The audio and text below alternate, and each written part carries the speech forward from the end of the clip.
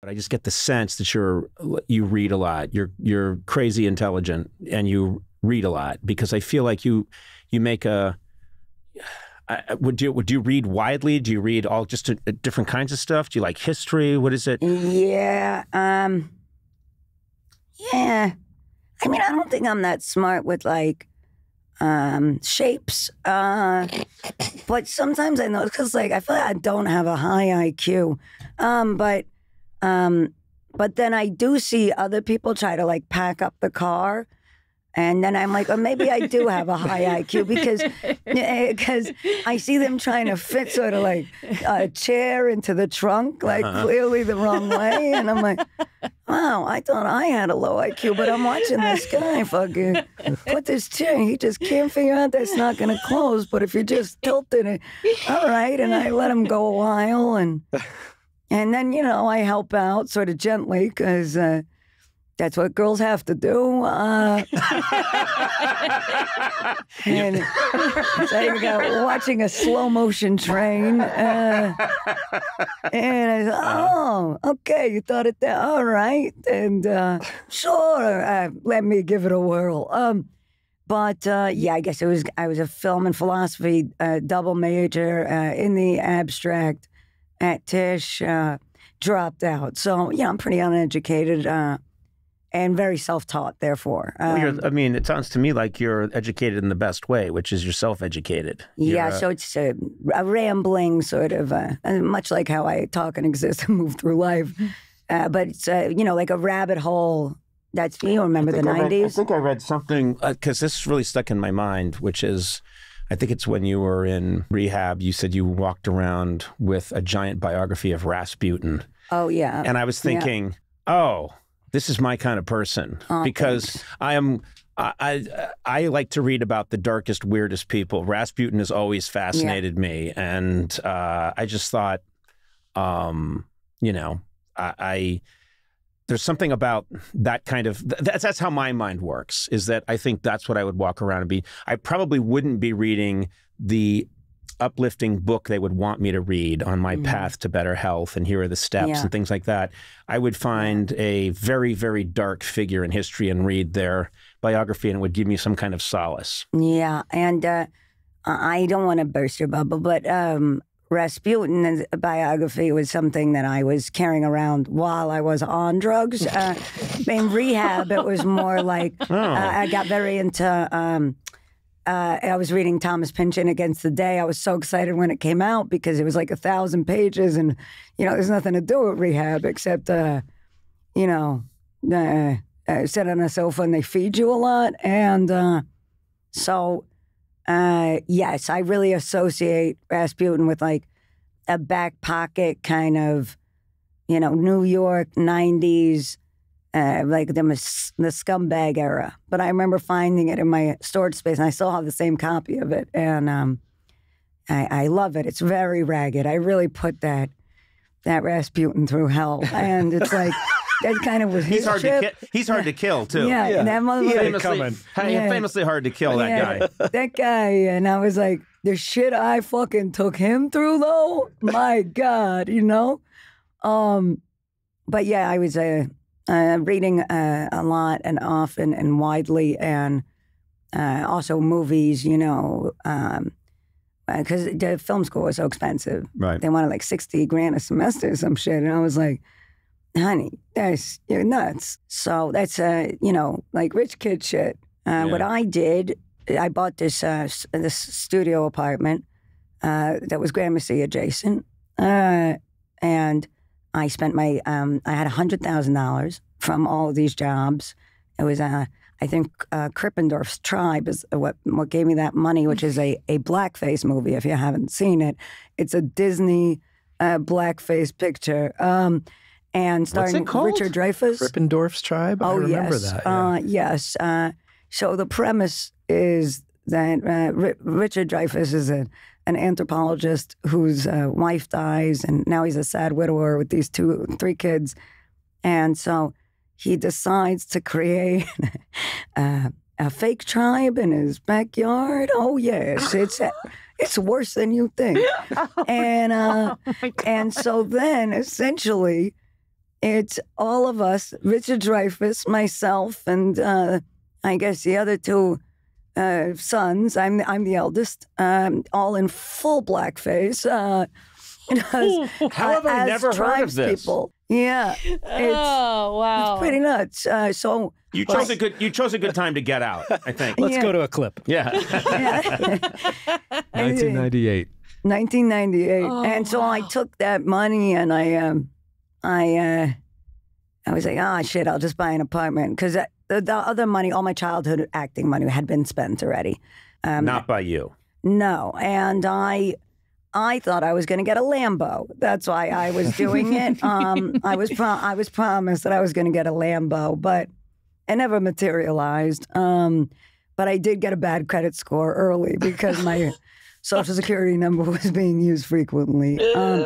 So yeah, going to the film forum for the quadruple feature was so much cheaper than Tish. So that's why I dropped out. I bought the fucking apartment, and then, so your film school was just watching a ton of films. Yeah, but I mean, like this rabbit hole thing that used to happen in our times, the before times, when you would, you had to go read and search and dig and go to the Strand to follow up on the.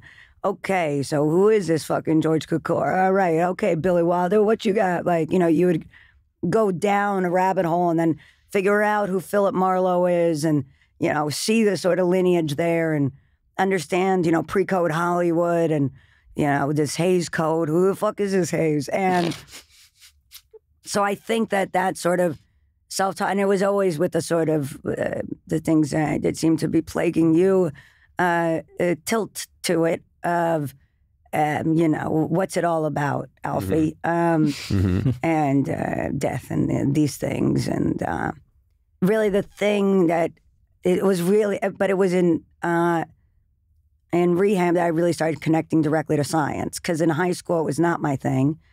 But I remember reading this Bill Bryson book. Walk in the Woods, which one? No, it's...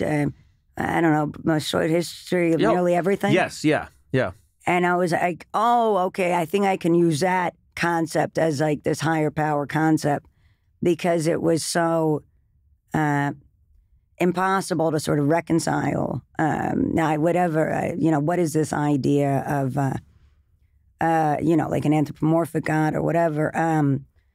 And I really understood the scope of how little I understood about the world. Do you know what I mean? Like, it's a very narrow thing that I'm an expert in, which is like, drugs, mental health, and like cinema of the 70s.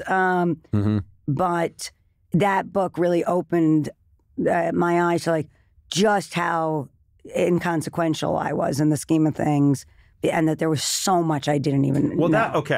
That is the philosophy idea that has been the greatest comfort to me in like the last 20 years. It's just the more I know, the less I know. I try to read a lot. I try to listen to people. I try to understand things. And the more I understand things, the more I'm humbled by the vast amount that I don't know.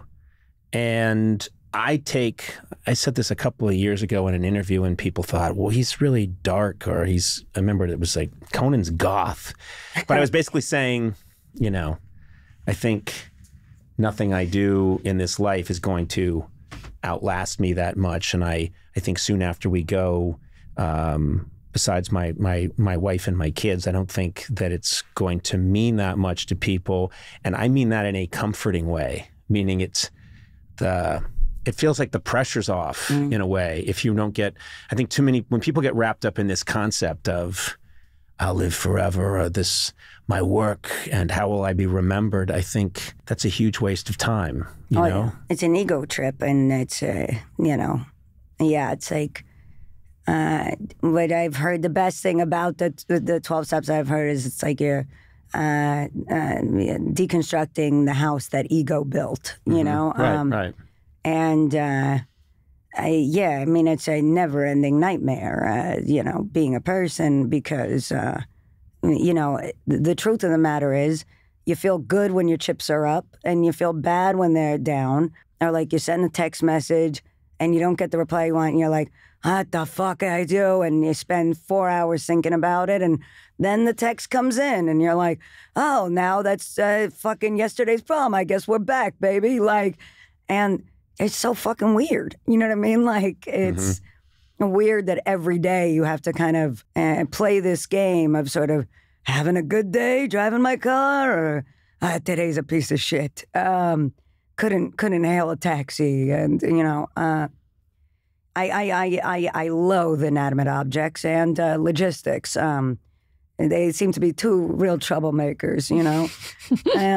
You loathe inanimate objects. Yeah. Now wait a minute. I know what you mean. If you mean what I think you mean, I find that the minute I care about something that I can hold in my hand, I will misplace it fairly soon, and I will spend about 6 hours worrying about where it is, even if it costs like $42. Yeah. I will devote time to being very upset that that thing I liked having I can't find now, and then I'll find it like 6 days later in an obvious spot and be way overjoyed about that, and realize that I just ate up more of this precious time on Earth worrying about the $60 Bakelite pen that I bought here in Larchmont. Fair. That has a cool sort of orange tone to the cap that I liked doodling with. And then it was gone for 6 days and I was bereft.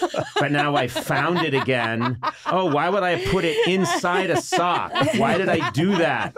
What made me think of that? But here it is. Yay, I've got that pen back.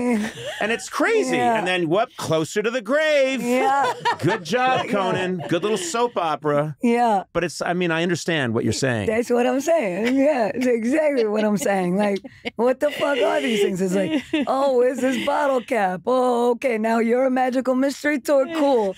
Glad this is fucking happening. I mean, it's nuts. I had this moment of awakening. Yeah.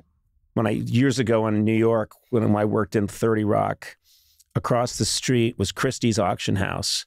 And one day they said, oh, all of the Roosevelt family memorabilia is being put up for auction. And I thought, well, I got to go check that out.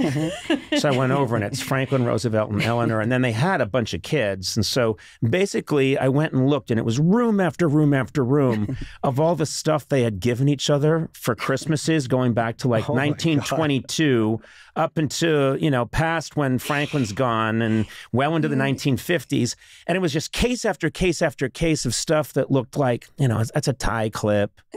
That's a little watch fob. Oh, look, there's a little case you can put some pills in. Oh, look, there's a little, there's a bookmarker that's made of pewter. And it was thousands and thousands of them. It was like the end of Citizen Kane, where I'm looking at all of it, and all I'm imagining is them unwrapping it on Christmas Day, 1931. Well, isn't that grand? Thank you. Thank you. Look at that's going to hold my tie quite nicely. Thank you. Yay. Christmas, 1935. Well, isn't that grand?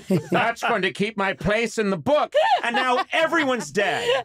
And it's a room full of shit. Oh. Yeah. And everyone's buying it, and then they're going to give it to somebody. Yeah. It's going to be like, hey, thanks. Yeah. That's fucking fantastic. Yeah. That'll hold my tie in place. Yeah. And then they're going to die. Yes. And it's just, then we're just, I don't know. I don't know why that one Christie's auction just opened my eyes to what a sham the whole thing is. Yo, I love Goth Conan. Well, you're all going to die, everybody.